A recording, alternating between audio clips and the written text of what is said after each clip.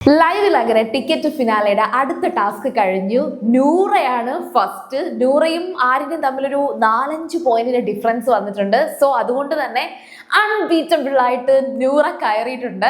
ശരിക്കും പറഞ്ഞാൽ ഇത് എന്തുകൊണ്ടാണ് ഈ ഒരു ടാസ്ക് ചെയ്യാൻ നൂറ ഇത്രയും ഇൻട്രൊഡ്യൂസ് ചെയ്തതെന്ന് വെച്ചാൽ വേറൊന്നും കൊണ്ടല്ല, അതിനൊരു കാരണമുണ്ട്. അതിന് മുന്നേ നിങ്ങൾ ആദ്യമായിട്ടാണ് സീരിയൽ ഗ്രാൻഡ്മ കാണണമെങ്കിൽ ഉറപ്പായിട്ടും ചാനൽ ഒന്ന് സബ്സ്ക്രൈബ് ചെയ്തിട്ട് കാണണേ. അപ്പോൾ പറഞ്ഞു വന്നത് നൂറയുടെ കാര്യമാണ്. ശരിക്കും പറഞ്ഞാൽ പല സമയത്ത് ആക്ടിവിറ്റീസിലായിക്കോട്ടെ, അതായത് മോർണിംഗ് ആക്ടിവിറ്റീസിലായിക്കോട്ടെ, അതല്ലാതെ ഈ പറഞ്ഞ നോമിനേഷനിലായിക്കോട്ടെ, നൂറ എന്തോ ടൂർ കളിക്കാൻ വന്നതാണെന്ന് എനിക്കിപ്പോൾ ജിസേലിനെയൊക്കെയാണ് ഓർമ്മ വരുന്നത്. കാരണം ജിസേലൊക്കെ പറഞ്ഞിട്ടുണ്ടായിരുന്നു നൂറയൊക്കെ എന്താ ഇവിടെ ചെയ്യുന്നത്, നൂറ ഇവിടെ ടൂർ വന്നതുപോലെ ഉല്ലാസ യാത്രയല്ലേ, അടിപൊളി. ശരിക്കും പറഞ്ഞാൽ അനാവശ്യമായിട്ട് നൂറ എവിടെയും വഴക്കടിക്കുന്നത് ഞാൻ ശ്രദ്ധിച്ചിട്ടില്ല. പിന്നെ ആകെ കൂടി വഴക്കടിക്കുന്നത് ഈ പറഞ്ഞ റെന ഫാത്തിമ ഉണ്ടായിരുന്നപ്പോഴാണ്. റെന എവിക്റ്റായി പോയ സമയം തൊട്ടേ നൂറ അങ്ങനെ എല്ലാവരുടെ പോയി ചുമ്മാ കിടന്ന് കച്ചറ അടിക്കുന്നത് ഞാൻ കണ്ടിട്ടില്ല.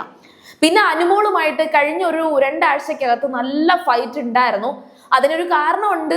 ശരിക്കും പറഞ്ഞാൽ അനുമോൾ ഏത് നേരവും കിച്ചണി കയറുന്നു എന്നുള്ളതായിരുന്നു നൂറയുടെയും ആദിലയുടെയും പ്രശ്നം. പക്ഷെ അതിനകത്ത് അനുമോളുടെ ഭാഗത്തുള്ളതുപോലെ നൂറയുടെ ഭാഗത്ത് ന്യായീകരണമുണ്ട്. എങ്കിലും അനുമോളുടെ ഭാഗത്ത് കുറച്ചും കൂടെ ഒരു സ്റ്റെപ്പ് മുകളിൽ തന്നെ അനുവിന് കുറച്ച് പോയിന്റ്സ് ഉണ്ടായിരുന്നു. ഇനി അടുത്തൊരു കേസ് പറയുകയാണെങ്കിൽ ഇന്ന് രാവിലെയൊക്കെ ഒരു അടിയൊക്കെ നടന്നിട്ടുണ്ട്. കാരണമുണ്ട്, നെവിൻ ഫുഡ് എടുത്ത് മാറ്റി വെച്ചു. അതിന്റെ പേരിൽ നൂറ നല്ല ധൈര്യത്തോടെ വന്നിട്ട് യോഗട്ടും കേടും എല്ലാം എടുത്ത് വലിച്ചു വാരി എടുത്തോണ്ട് പോയ ഒരു സീൻ ഉണ്ടായിരുന്നു. അതൊക്കെ ഉള്ളൂ ഈ പറഞ്ഞ നൂറയുടെ ഈ ഫൈറ്റ് എന്ന് പറയുന്നത്. പക്ഷേ ആസ് കമ്പയർഡ് ടു ആദില ശരിക്കും പറഞ്ഞാൽ അനാവശ്യമായിട്ട് ഒരുപാട് അടി ഉണ്ടാക്കാറുണ്ട്. ഇപ്പം എസ്പെഷ്യലി അനീഷുമായിട്ട് ആദില ഉണ്ടാക്കുന്ന വഴക്കുകളൊക്കെ നമ്മൾ ഒരു സമയത്ത് 1-2 ആഴ്ച മുഴുവൻ അനീഷും ആദിലയും തമ്മിലുള്ള ഉടക്കൊക്കെ ആയിരുന്നു. ഒരു റീസണും ഇല്ലായിരുന്നു. എന്നാൽ അതേപോലെ തന്നെ ആദില ടാസ്കുകളിലൊക്കെ അത്ര അടിപൊളിയൊന്നും അല്ല, ഇടയ്ക്കൊക്കെ നല്ല പോലെ കളിക്കുമായിരുന്നു. പക്ഷെ ഇപ്പോൾ ടാസ്കുകളിലൊന്നും അത്ര ആക്റ്റീവ് ഒന്നും അല്ല. ആക്റ്റീവായിട്ട് കളിക്കാൻ ശ്രമിക്കുന്നുണ്ട്, ഒട്ടുമില്ല എന്നും പറയാൻ പറ്റത്തില്ല. ഏതായാലും ശരി, നൂറ അവിടെയുള്ള ഏറ്റവും വലിയ സ്പോർട്സ് പേഴ്സൺ എന്നറിയപ്പെടുന്ന ആര്യനെ വരെ പൊട്ടിച്ച് ഏറ്റവും ഒന്നാം സ്ഥാനത്ത് നൂറ എത്തിയിരിക്കുകയാണ്. So Xi deserve the congratulations. അതെനിക്ക് പറയാതിരിക്കാൻ വയ്യ. അതുകൊണ്ടാണ് ഈ ഒരു ഇൻട്രൊഡക്ഷൻ. പിന്നെ അതല്ല ഞാൻ മെയിനായിട്ടും ഈ ഒരു വീഡിയോയിൽ ഫോക്കസ് ചെയ്യാൻ പോകുന്നത്. ഇപ്പൊ ലൈവിൽ നടക്കുന്ന മറ്റൊരു കാര്യമുണ്ട്. എല്ലാവരും ശരിക്കും പറഞ്ഞാൽ ഇപ്പോൾ ഫുഡൊക്കെ കഴിച്ച് ഒരു ടാസ്ക് ഒക്കെ കഴിഞ്ഞു, എല്ലാവരും കുറച്ച് ക്ഷീണിച്ച് എല്ലാവരും ഒന്ന് റെസ്റ്റ് മോഡാണ്. അപ്പോൾ അവിടെ ഈ പറയുന്ന യോഗട്ടൊക്കെ എടുത്ത് മാറ്റി വെച്ച് അതിന്റെ പകുതി ഒരു വലിയ ഒരു കിലോയുടെ കണ്ടാന്ന് തോന്നുന്നു ഒരു ബോട്ടിൽ അതിന്റെ പകുതിയോളം കഴിച്ചു തീർത്തത് നെവിനാണ്. എന്നിട്ട് ബാക്കി നമ്മുടെ നൂറ ആദില അനുമോളൊക്കെ എടുത്ത് ഒളിപ്പിച്ച് വെച്ചിട്ട് അതിപ്പം എല്ലാവർക്കും ഈക്വൽ ആയിട്ട് സെർവ് ചെയ്ത് അതൊക്കെ അവരിങ്ങനെ കഴിച്ചുകൊണ്ടിരിക്കുന്നുണ്ട്.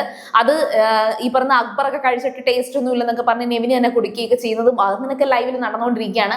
പക്ഷെ ഇതിനിടയ്ക്ക് നടക്കുന്ന ചെറിയ ചെറിയ സംസാരങ്ങളുണ്ട്. ആ സംസാരങ്ങളിനകത്ത് ഒന്നെന്ന് പറയുന്നത്, നാളെ ലാലേട്ടൻ വരികയാണല്ലോ. അപ്പോൾ ലാലേട്ടൻ വരുന്ന എപ്പിസോഡിൽ പൊതുവെ ഈ നെവിൻ്റെ അടുത്ത് പോയി ഇരിക്കരുത്. കാരണം നെവിൻ ഇരുന്ന് കഴിഞ്ഞാൽ നമുക്കൊന്നും കാണാനോ പറയാനോ ഒന്നും പറ്റത്തില്ല, നെവിൻ ഇങ്ങനെ അങ്ങ് നിവർന്നങ്ങ് ഇരിക്കും എന്നൊക്കെ പറഞ്ഞിട്ട് ആദില പറയുന്നുണ്ട്. അതിന്റെ കൂട്ടത്തിൽ അനുമോള് പറയുന്നത്, ഈ ലാലേട്ടന്റെ എപ്പിസോഡ് വരുമ്പോൾ നെവിന്റെ കുറച്ച് കൊഞ്ചലും ഈ ഫുഡൊക്കെ എടുത്ത് വായിൽ കുത്തിക്കയറ്റി ലാലേട്ടൻ റെസ്പോണ്ട് ചെയ്യാൻ വേണ്ടിയിട്ട് ലാലേട്ടന്റെ മുന്നിലുള്ള ഒരു കൊഞ്ചലും ഒരു നാണവും ഒക്കെ ഉണ്ടെന്ന് ഇങ്ങനെ അനുമോള് പറയാണ്. അതൊരു കണക്കിന് പറഞ്ഞാൽ ആ അനുമോള് പറഞ്ഞ ആ ഒരു പ്രസ്താവന സത്യമാണ്. കാരണം നെവിൻ ഇവിടെ കാണിക്കുന്ന കണക്കൊന്നുമില്ല, ഈ എപ്പിസോഡിൽ കാണിക്കുന്ന കണക്കോ ലൈവിൽ വരുന്ന കണക്കോ ഒന്നുമല്ല. ലാലേട്ടന്റെ മുന്നിൽ കുറച്ച് ഓവർ എക്സ്പ്രഷൻ ഉണ്ട്. കാരണമുണ്ട്, നെവിൻ ഉൾപ്പെടെ പലർക്കും അവിടെ അറിയാം ലാലേട്ടൻ ഈ പറയുന്ന എപ്പിസോഡുകൾ എല്ലാം കണ്ടിട്ട് വരുന്ന ഒരു വ്യക്തിയൊന്നുമല്ല.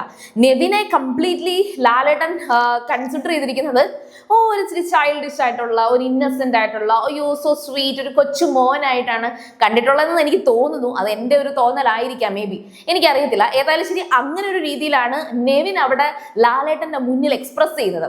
അപ്പം ഇതിവിടെ സംസാരിക്കുമ്പോൾ അപ്പുറത്ത് നെവിൻ ഇരുന്ന് പറയാണ്, അനുമോളുടെ പേരിലുള്ള ഒരാളെ പോലും ഞാൻ എൻ്റെ കോണ്ടാക്റ്റിൽ കീപ്പ് ചെയ്തില്ല, എല്ലാവരും ഞാൻ ഡിലീറ്റ് ചെയ്യും എന്ന് പറഞ്ഞിട്ട് നെവിൻ അവിടെ അപ്പുറത്തിരുന്ന് സംസാരിക്കുന്നുണ്ട്. പിന്നെ അതുപോലെ തന്നെ ആദില പറയുന്ന ഒരു കാര്യം എന്ന് വെച്ചാൽ, ഇന്ന് രാത്രി ഇരുന്ന് പോയിന്റുകളൊക്കെ കാണാതെ പഠിക്കണം. ലാലേട്ടന്റെ മുന്നിലോട്ട് ചെല്ലുമ്പോഴത്തേക്ക് എല്ലാം മറന്നു പോകും.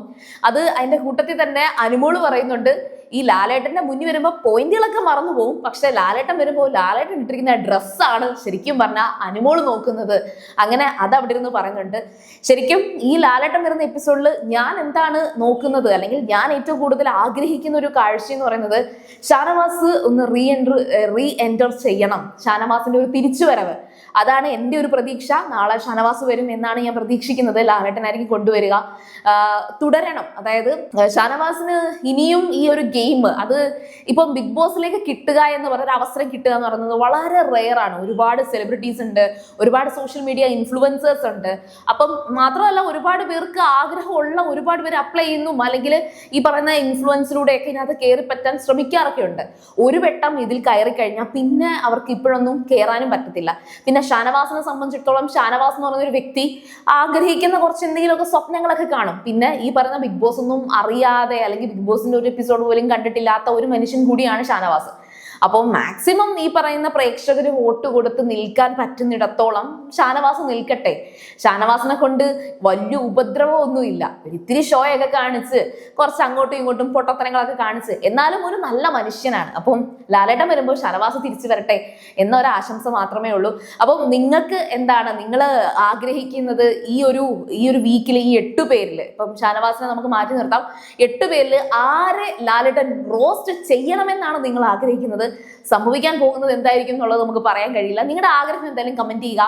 അതുപോലെ വീഡിയോ ഇഷ്ടപ്പെട്ടാൽ ലൈക്ക് ചെയ്യുക, കമന്റ് ചെയ്യുക, ഷെയർ ചെയ്യുക. അതിന്റെ ഒപ്പം തന്നെ ചാനൽ സബ്സ്ക്രൈബ് ചെയ്തിട്ടില്ലെങ്കിൽ ചാനൽ ഒന്ന് സബ്സ്ക്രൈബ് ചെയ്തേക്കുക. അപ്പൊ ഞാൻ പോയി വരാം. ബൈ.